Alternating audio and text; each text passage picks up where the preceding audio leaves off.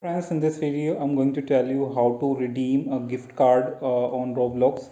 So guys, before starting, please subscribe to our channel Karam and like the video for such more videos. So let's start the video. First of all, go to search for roblox.com on Google Chrome. When you reach here, just click on this continue button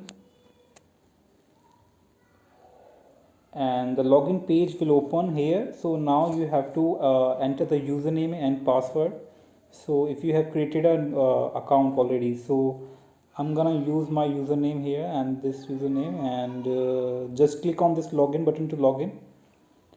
So once you logged in guys, again it will ask you to continue in browser. Just click on continue in browser.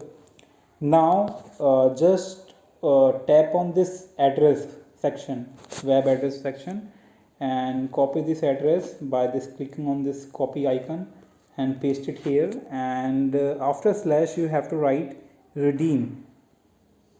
Fine, after slash you have to write redeem keyword and just enter. Once you enter